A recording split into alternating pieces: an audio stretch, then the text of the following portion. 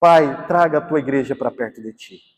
Fala conosco poderosamente através do teu Santo Espírito, da tua palavra, em nome de Jesus. Amém. É um tema muito importante, arrependimento. Está lá na sua revistinha, página 57, se você tem aí, tá bom? Sua revistinha em mãos, página 57.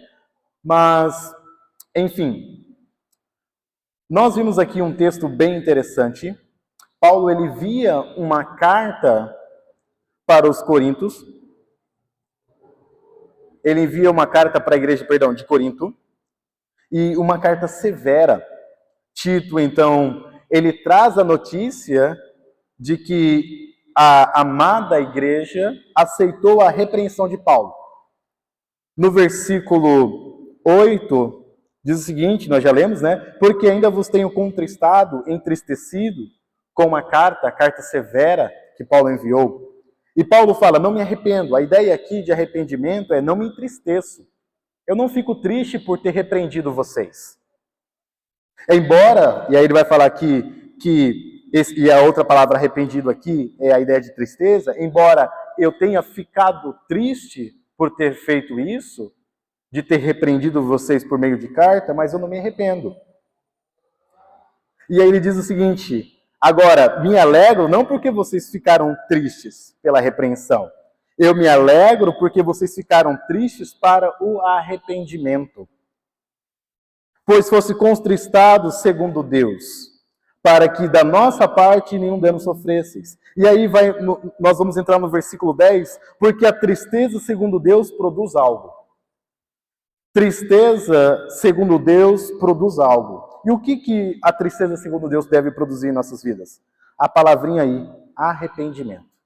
Talvez você saiba o que é arrependimento. Alguém se arrisca aí a chutar o que é arrependimento na sua mente? Não precisa estar certo, né? Eu acho que arrependimento é chutar gato e chutar cachorro, né? É o quê, dona Elizabeth?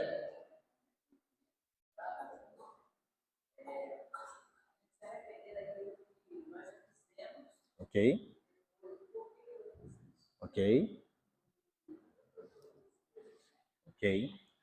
Ótimo. Mais alguém gostaria de colaborar? Estão com medo de errar? Tudo bem, eu não vou... Depende, né? Se for heresia, a gente acusa aqui em cima, mas... Tá bom. É interessante, quando você estuda as várias palavras para arrependimento, ou algumas palavras para arrependimento, a palavra que você pode pesquisar aí, se você tem um celular, uma Bíblia de estudo aí, a palavra aí para arrependimento tem a ver com mudança de mente, no versículo 10. Qual é a ideia de arrependimento segundo as Escrituras? O que significa arrependimento? Nada mais é do que mudança de comportamento. Okay? Eu vou traduzir essa ideia. A palavra aqui é a mudança de mente. Okay? Então você é confrontado, de acordo com o texto aqui, nós vemos algo em comum para que haja um arrependimento verdadeiro. Primeiro, confrontação. A confrontação tem que ser algo baseado na verdade. Ok? Então você é confrontado, né? Por exemplo, você descobre que ser desonesto é um pecado. Então alguém fala, irmão, ser desonesto é errado. Segundo a palavra de Deus. Então você é confrontado. Essa confrontação, você olha para essa confrontação e fala, é verdade. Então essa confrontação muda a sua forma de pensar. Essa mudança de pensar logo muda o seu comportamento. Então o arrependimento nada mais é do que a mudança de comportamento por causa de uma confrontação. Ok? Você é confrontado, quer seja pela realidade, quer seja por um problema, quer seja, e acima de tudo, pela palavra de Deus. Ok? E é muito legal quando Paulo está ensinando aqui, está dizendo aqui para os irmãos, ele envia uma carta cujo teor era severo, cujo conteúdo era de repreensão, e isso para ele é algo triste. Ninguém gosta de se repreender nos outros, né? Para nós não é fácil, não é algo fácil. E Paulo vai falar sobre isso. Olha, isso me traz tristeza. Eu não me alegro em repreender vocês, mas eu não me arrependo de repreender vocês. E aí eles são repreendidos pela verdade. Tito traz essa informação de que a igreja se arrependeu, aceitou a notícia, aceitou a repreensão. Então ele se alegra, e a igreja, é interessante, quando ela é repreendida, acontece outra coisa com ela. A mudança no intelecto, também o arrependimento afeta as emoções. A igreja, ela sente um quebrantamento, uma tristeza em saber sobre o seu pecado. Então, podemos falar muitas coisas sobre o arrependimento, mas uma coisa que nós podemos deixar aqui já de início, amados, arrependimento verdadeiro muda o nosso comportamento. Não é só, muitos vão falar, olha, eu chorei, eu esperneei, eu pulei, eu me alegrei. Mas é tão fácil mostrar essas coisas, difícil é mostrar uma vida quebrantada, uma vida transformada. Ok? Não adianta nada você falar, olha, eu chorei, eu fiz um monte de coisa. Mas sem mudança de vida não há arrependimento. Tá bom? Mas, enfim, no nosso texto diz o seguinte, o ponto de partida no estudo do arrependimento é a sua definição. A correta compreensão do conceito de arrependimento no processo de salvação terá papel fundamental na prática da vida cristã. Entretanto, há uma má compreensão do real significado do arrependimento na experiência individual. Entretanto, Eita, desligou. Acho que descarregou aqui, mas tudo bem. Vocês conseguem me ouvir? Ah, tá aqui, perfeito. Alô, alô? Alô? Quê? Cabo? Tá bom. Finge que é o comercial, tá bom? Coloca o comercial aí. Tá bom. Tá vendo? Quanto mais eu oro. Alô? Só na caixa. Beleza. Vamos lá. Entretanto, deixe-me voltar aqui à linha de raciocínio. É bom que dá uma acordada em nossas mentes. Quando eu e você compreendemos de forma errada o arrependimento, há certos danos em nossas vidas, ok? Alguns vão entender o arrependimento, por exemplo, como deixar de fazer algumas coisas, ok? Alguns vão entender o arrependimento como religiosidade, ou, por exemplo, moralismo, né? Olha, eu não faço tal coisa, eu não faço isso, eu deixo de fazer aquilo outro, eu não raspo a perna, eu não corto o cabelo, eu uso roupa social, eu uso vestido, eu vou para a igreja, eu limpo a igreja, eu faço tantas coisas, logo eu sou salvo. Logo eu sou uma pessoa, por eu ser religioso, por eu nascer no contexto cristão, logo eu sou salvo, eu não preciso de arrependimento. Eu sou filho de crente. Né? Você já viu isso? Né? E algumas pessoas acham que arrependimento é isso. Olha, eu não fumo, eu não bebo, eu não uso droga, eu não me prostituo, eu não mato, eu não roubo, eu não uso drogas, eu não faço nada disso, logo eu sou salvo. Desculpa, você é um religioso. E se você não se arrepender, você está caminhando para uma perdição eterna. Muitos tratam a ideia de arrependimento como religiosidade. Eu sigo certos padrões, logo eu sou uma pessoa boa, sou salvo, vou para o céu. Mas, irmãos, importa que todos nós passemos pelo arrependimento. Eu espero que eu tenha sido claro a respeito dessa ideia. Há uma grande necessidade de entendermos o que é o verdadeiro arrependimento. No Antigo Testamento, era a mensagem dos profetas. No Novo Testamento, era a mensagem de João Batista. Note comigo, Mateus 3. Mateus 3. Mateus 3.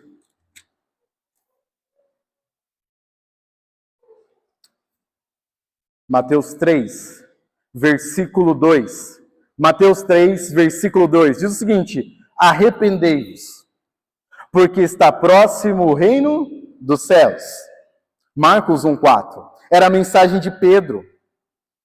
Pedro lá em Atos 2,38. Era a mensagem de Paulo, Atos 17,30. Atos 17,30. Era a mensagem de Paulo, arrependei-vos. Ora, não levou Deus em conta os tempos da ignorância, agora, porém, notifica aos homens que todos em toda parte se arrependam. É necessário, meus irmãos, uma confrontação. É necessário um quebrantamento. E eu estou falando mensagem não só para salvos, mas para incrédulos. E não só para incrédulos, mas para salvos. Porque alguns erroneamente acreditam que, olha, eu já me converti lá atrás, eu não necessito andar com Deus para o restante da minha vida. Eu já tenho ticket da salvação. Agora eu vou entrar no céu, né? Vou gozar das coisas celestiais, eu não preciso de um compromisso com Deus aqui na terra. Irmãos, isso é demoníaco, essa ideia. Ok? E aí vemos, algumas pessoas erroneamente pensam assim, outras confiam em sua religião. Vamos lá para Filipenses? Você é religioso? Ninguém fala nada, né? Nessas horas. Deixa eu só tirar isso aqui, que está um calor terrível aqui em cima, rapaz. Alguns vão falar, ih, pecou, blasfemou. Tirou o paletó, perdeu o poder, né? Mas isso aqui, gente, é de pano. Vai. Isso aqui não tem poder, o poder não está no paletó, não está no terno. O poder vem de Deus e de sua palavra. É interessante, quando nós estudamos a vida do apóstolo Paulo, lá em Filipenses capítulo 3, Paulo vai falar o seguinte: acautelai-vos dos cães, acautelai-vos dos maus obreiros, acautelai-vos da falsa circuncisão. Porque nós é que somos, Filipenses 3, agora no versículo 3, porque nós é que somos a circuncisão. Nós que adoramos a Deus no Espírito e nos gloriamos em Cristo Jesus e não confiamos na carne. Você se acha religioso? Paulo era, vamos dizer aí, ou o maior religioso aí que pisou na terra. Bem que eu poderia confiar também na carne, nos seus feitos, nas suas boas ações. Se qualquer outro pensa que pode confiar em si, eu ainda mais. Paulo era uma pessoa que obedecia rigorosamente à lei de Deus. Rigorosamente. Você obedece à lei de Deus dessa forma? Rigorosamente? Faço tudo. Eu cumpro os mais de 600 mandamentos que tem na palavra de Deus. Quem cumpre? Ok? Circuncidado ao 8º dia. Ó, já começou obedecendo a Deus no 8º dia do nascimento dele. Ok? Da linhagem de Israel, da tribo de Benjamim, hebreus de hebreus. Quanto à lei, fariseu. Obediente, rigoroso. Quanto ao zelo, perseguidor da igreja. Quanto à justiça que há na lei, lembra que nós estudamos, eu gosto de sempre lembrar essa palavrinha, justiça. O que é justiça, Michael? Reto. Ok, o Michael, ele decorou essa palavra. O quê? Reto. Então, quanto à justiça, quanto ao padrão que há na lei, padrão da lei, ele era uma pessoa que não poderia ser corrigida. Imagine você olhar para uma pessoa perfeitinha. Sabe aquela pessoa do seu trabalho, da sua escola, que não faz nada de errado? Gente, ela respira, ela toma água, onde ela vive, onde ela mora, o que ela come, né? Uma pessoa extremamente perfeita. E Paulo era assim, alguém que andava segundo o padrão de Deus. Ele se agarrava a essas coisas, a vida dele dependia dessas coisas. Essa era a confiança de que ele seria aceito diante de Deus. Mas, versículo 7, o que para mim era lucro, era ganho, isso considerei perda por causa de Cristo. Toda a religiosidade dele foi jogada no lixo. Uma vez que ele conheceu Cristo, ele descobriu que tudo isso não valeria de nada diante de Deus. Amados irmãos, não é só a religiosidade que te trará para perto do Senhor. Os apóstolos pregaram sobre arrependimento. Jesus pregou sobre arrependimento. nós devemos pregar sobre arrependimento. É interessante que a natureza do arrependimento não deve ser confundido como uma mera tristeza. Você já fez algo que ficou triste? Por exemplo, comprar um lanche. Para quem gosta de lanche, uma pizza, uma coxinha, né? Já comprou algo que você ficou triste, né? Que besteira que eu fiz. Aí vai você na semana seguinte, vou dar mais uma chance para essa mercearia, para essa lanchonete. Vai que eles erraram na fórmula aquele dia, né? Mas muitas vezes eu e você confundimos arrependimento com o simples fato de tristeza. Mas arrependimento é o que, amados irmãos? Mudança de comportamento. Não adianta nada só ficar triste. Se ficar triste, não adianta de nada. Temos exemplo, por exemplo, como Judas e Pedro. Ambos pecaram contra Deus. Pedro, ele nega o Senhor 3 vezes. Ele se arrepende. Judas, ele trai o Senhor Jesus, vende o Senhor Jesus, troca o Senhor Jesus por moedas. E o que ele faz? Ele tira a própria vida. E nós temos aqui uma noção. O arrependimento para com Deus, segundo Deus, ele nos guia para Deus. Ele nos guia para uma fonte de esperança. O arrependimento, segundo o mundo, nos guia para o desespero. Você não tem aonde se agarrar. Só resta a morte. Então, note, quando Deus pede para que eu e você nos arrependamos, amados irmãos, Ele não nos dá, Ele não nos deixa sem escape. Ele nos provê a esperança. Quando Deus fala para você, busca-me, arrependa-se, confesse seu pecado. Mas, Senhor, há perdão para mim? Se você confessar, eu sou fiel e justo para te perdoar. Aonde abundou o pecado, superabundou a graça de Deus. Arrependei-vos. Mas o mundo não tem essa esperança.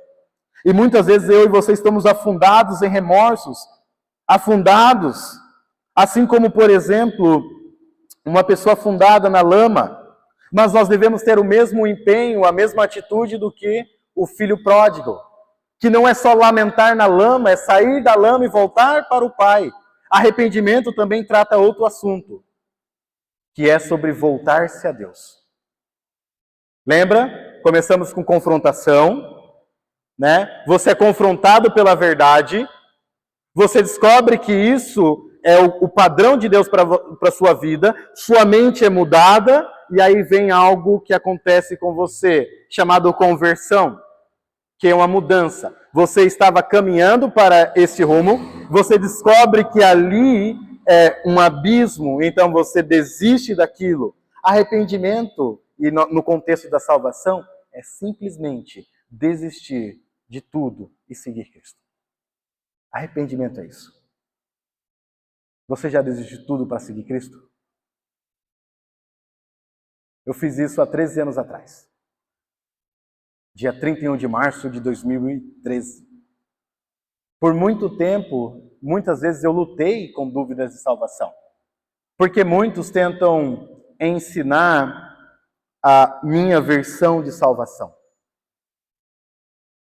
Mas, amados irmãos, o Cristo que me salvou há 13 anos atrás é o mesmo Cristo que continua me transformando.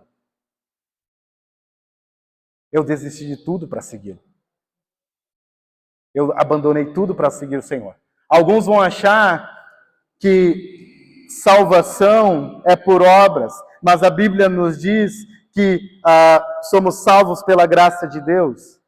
Eu deixei tudo para seguir Cristo. Alguns vão achar que salvação é pelo simples fato de estar na igreja, mas a igreja não salva. É muito interessante quando nós começamos a estudar sobre arrependimento. O arrependimento é simplesmente eu desisto de mim e eu creio em Cristo. Ele é o caminho. Não há outro caminho. Não há salvação em nenhum outro a não ser Ele. Alguns vão levar tão a sério a ideia de salvação que vão falar, você fez aquela oraçãozinha? Sabe a oraçãozinha do pecador? Chama Cristo para morar no seu coração. Mas não é isso que a Bíblia ensina. A Bíblia ensina, arrependei-vos. É a mensagem da cruz. Arrependam-se.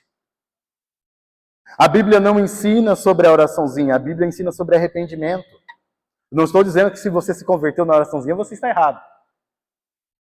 Mas também eu não estou dizendo que você que não se converteu com a oraçãozinha, que você está errado. É muito interessante, por exemplo, nós olharmos para o ladrão na cruz. Voltemos para 2000 e poucos anos atrás. O que o ladrão fazia na cruz? Os dois ladrões, alguém lembra? Começa com a letra B. Letra qualquer? Quem falou? Blasfemavam. O que um deles faz? Metanoia, que é a palavra arrependimento. Mas você não vê ali a palavra, Senhor, eu estou arrependido, né? Você vê uma mudança de mente. Lembra-te de mim quando entrares em teu reino. Cristo não é rancoroso, Cristo não brinca de perdoar. A mentalidade daquele homem mudou. Logo, Cristo garantiu para ele a vida eterna. Você entende como a salvação é tão simples e tão poderosa, ao ponto de mudar o destino de uma pessoa? Só pelo fato de você mudar a sua mente. Só pelo fato de você entender. E aí nós vamos também ir para as outras informações. Ela é tão simples, mas tão grandiosa que nós não conseguimos explicar. Livros desse tamanho tentam explicar, mas não conseguem. E aí aquele ladrão, ele muda a mentalidade dele e Cristo diz, hoje tu estarás comigo. Arrependimento também é um nascer de novo. Arrependimento para a salvação não é como alguns pensam, eu estou aceitando Cristo, me convertendo todos os dias. Para aqueles que já tiveram seu bebê, seu filho, sua filha, a criança, a pessoa que vai ter o bebê não fica em trabalho de parto a semana, depende, né? Mas não fica tendo o bebê, tive o bebê hoje, vou ter o bebê amanhã, depois de amanhã, e vai. Só se for a grávida de Taubaté, né? Que aí tem 8. Vocês nem sabem essa piada, né? Não conhecem esse meme? Tudo bem. Alguns vão rir, outros não, mas é um meme. Quando você nasce uma única vez. Ok? A vida eterna, ela começa num ponto. E os efeitos dessa nova vida, ela te acompanha até você chegar ao céu. Assim como acontece o nascimento. Mas importa, amados irmãos, como Cristo disse para Nicodemos, importa nascer de novo. E talvez hoje você está aqui e você nunca nasceu de novo. Pastor, mas eu sou da igreja. Olhe lá em João 3:3. A isto respondeu Jesus, para um religioso. Em verdade te digo que se alguém não nascer de novo, não pode ver o reino de Deus. Sem arrependimento, não podemos ver a Deus. Pastor, mas eu sou uma pessoa boa. Pela graça sois salvos, mediante a fé. Isso não vem de vós, é dom de Deus, para que ninguém se glorie. Eu sou o caminho, a verdade e a vida. Ninguém vem ao Pai senão por mim. Não existe outro caminho a não ser Cristo. Cristo é o único caminho até o Pai. E você está tentando traçar algo que Deus falou para você não traçar. Se você pode se salvar, logo Cristo morreu em vão. Se você pode chegar aos céus pelas suas próprias ações, pela sua própria bondade, pela sua própria religião, logo Cristo morreu em vão. Não faz sentido a morte de Cristo. Arrependimento, meus amados irmãos, é uma mudança de mente. A natureza do arrependimento não tem nada a ver com chorar. Chorar não salva. Talvez você, quando se arrependeu, você não chorou. E aí você ouve testemunhos aqui, e tudo bem, irmão, se você chorou ou não. Mas isso não é um indício de que você foi salvo. A verdadeira característica de um arrependimento é mudança de comportamento.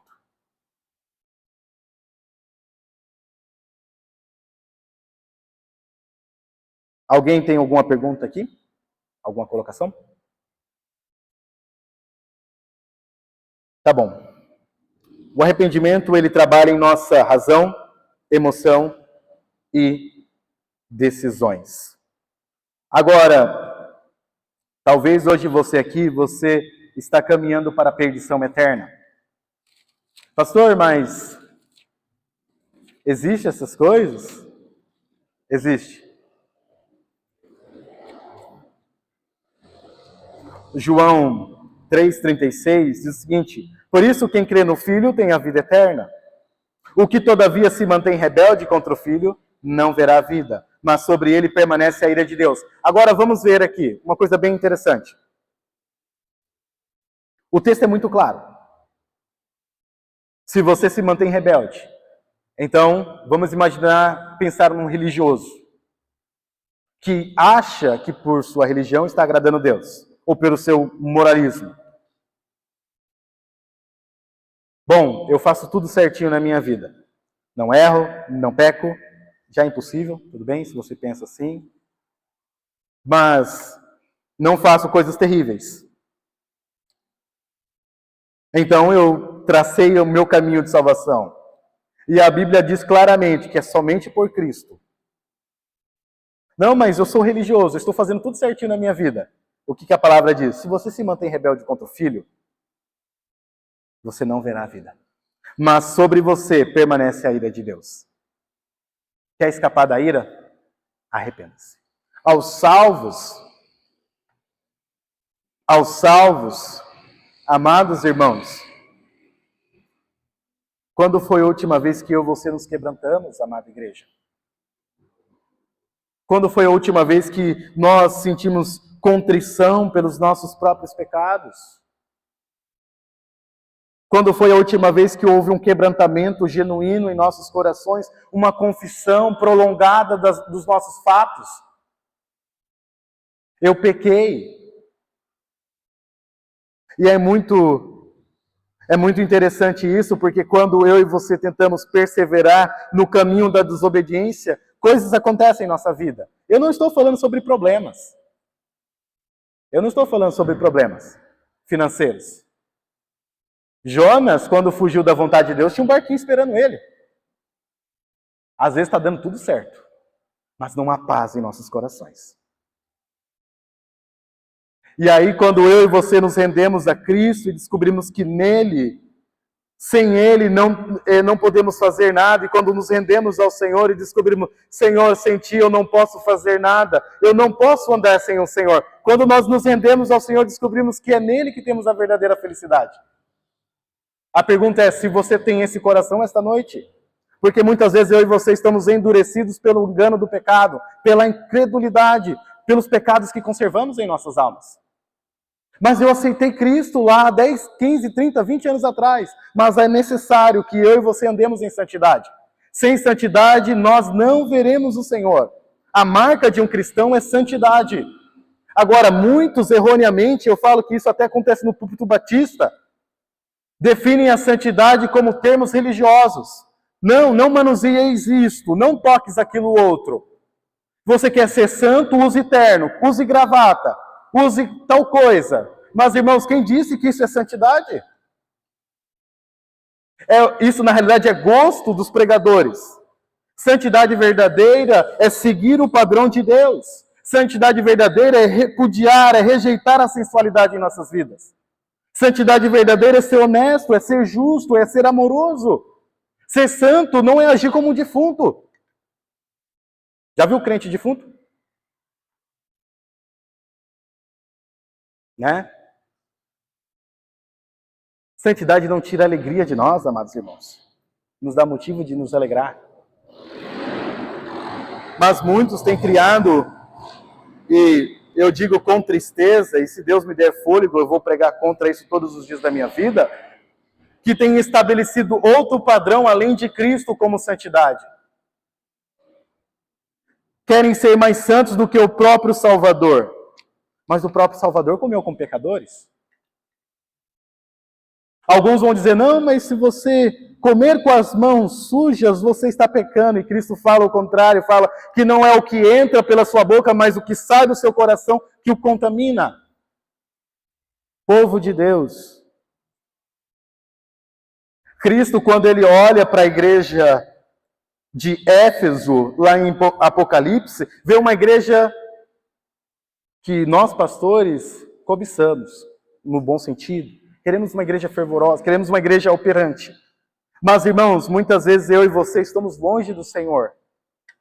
Estamos fazendo tudo na casa de Deus. Abrimos a casa, fechamos a casa, limpamos a casa, mas não há amor em nossos corações pelo Cristo que nos salvou.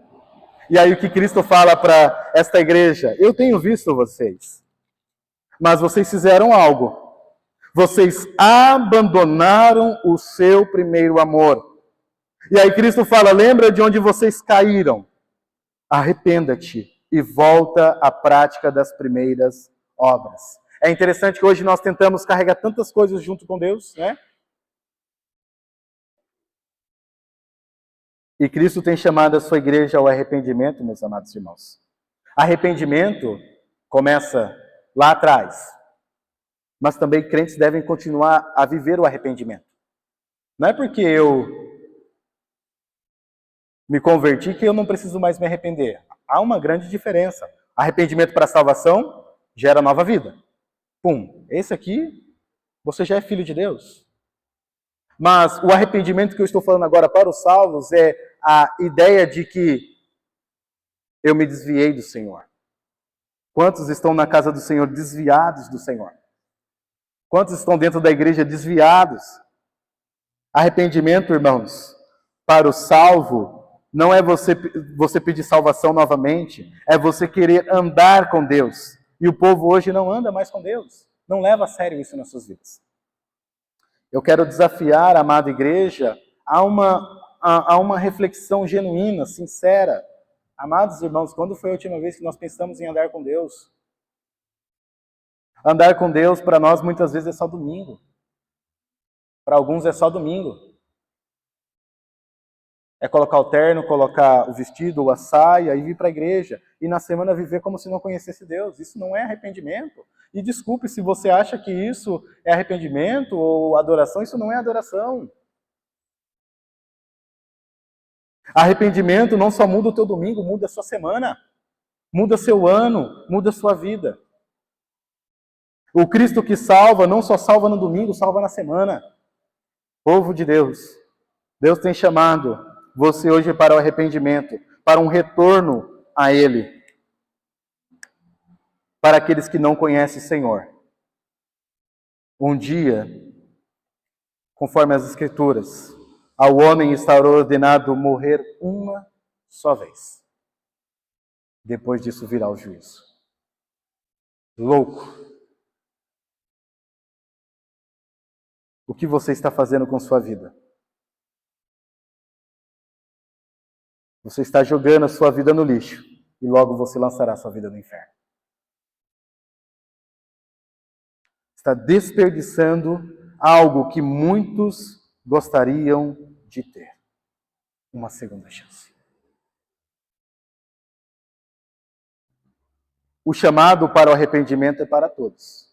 A contrição é para todos. Amados irmãos, quando há um quebrantamento na igreja do Senhor, quando há um arrependimento, uma confissão pública, quando o povo está quebrantado, nós vamos para o próximo efeito do arrependimento, chamado avivamento. Avivamento. Muitos vão achar que avivamento é girar, né? Não vou girar aqui, não vou mostrar minhas habilidades pentecostais. Alguns vão achar que avivamento é girar. Alguns vão achar que avivamento é falar gritando. Alguns vão achar que avivamento é você pegar o paninho e bater na testa. Alguns vão achar que o avivamento é você pegar o paletó e sair com a unção do paletó, derramar o óleo. Amados irmãos, avivamento não tem nada a ver com isso. Avivamento é transformação de vida. É quando o povo de Deus começa a valorizar de fato as coisas de Deus. Isso é avivamento. Sabe, o povo estava tão apático, ameno, e quando Deus o quebranta e ele descobre, o que eu estou fazendo com minha vida? Eu estou vivendo longe do Senhor. E começa a viver para Deus, volta-se para o Senhor, irmãos, é nítido ver pessoas avivadas. O semblante muda. Não estou dizendo que a vida vai mudar. Conta bancária vai rechear, né? O carro do nada da garagem estava quebrado, né? Não estou dizendo que Deus não possa fazer essas coisas, ok? Mas, irmãos, há uma transformação de vida. É muito fácil girar, é muito fácil pegar o paletó, é muito fácil gritar, difícil é ter uma vida transformada. Isso é sinal do verdadeiro avivamento. Vidas quebrantadas, vidas transformadas. Irmãos, precisamos ou não de um avivamento? Seja sincero com sua vida. Você precisa ou não de um avivamento? Vai sair aqui o mesmo? Porque muitos de nós esquecemos o que Cristo tem falado para nós. Somos servos imprudentes, somos pessoas imprudentes, que ouvem a palavra de Deus e saem o mesmo. E aí começa a acontecer um monte de coisa e a casa cai. Amados irmãos, eu faço a pergunta para você hoje. Você não precisa de um avivamento?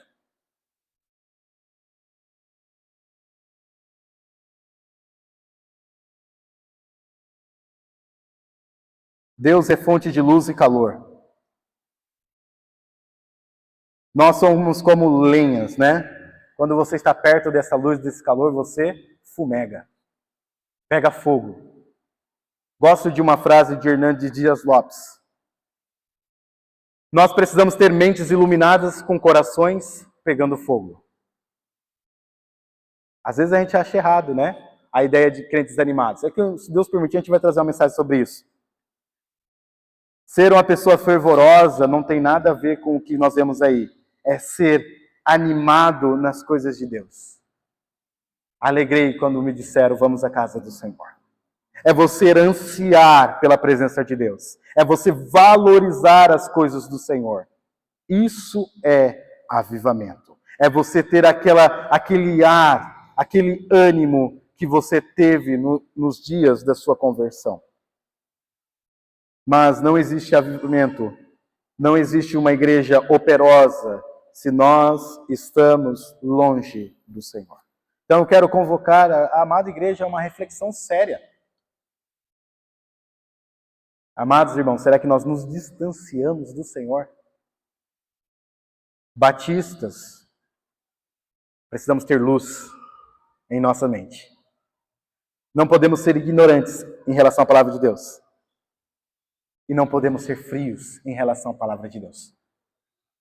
O Deus que eu conheço é o Deus de toda alegria, é o Deus de toda paz, é o Deus de todo poder. O Espírito que Deus tem nos dado não é espírito de covardia, mas de poder, de amor e de moderação. O Espírito que Deus tem nos dado é espírito de poder, amados irmãos. Então eu deixo essa mensagem com você. Por que você está prostrado esta noite? Por que você está prostrado? Arrependa-se, volte para o Senhor. E nós veremos grandes coisas acontecendo no nosso meio. Pai Celestial, obrigado por esta mensagem. Obrigado por esta aula, Senhor. Obrigado por esse tempo. Senhor, aviva-nos. Aviva os nossos corações, traga-nos para perto de Ti. Pai, o Senhor é fonte de luz, o Senhor é fonte de poder. O Senhor tem nos dado motivos para ter força no Senhor. Por isso, Pai, que esse povo se arrependa esta noite da vida que tem vivido, do cristianismo que tem levado, e passe a viver um cristianismo santo, um cristianismo, ó Pai, que ama o Senhor. Não um cristianismo de domingo, mas um cristianismo para o restante da sua vida. Aqueles que não conhecem o Senhor, que eles se entreguem essa noite a Ti. Em nome de Jesus. Amém.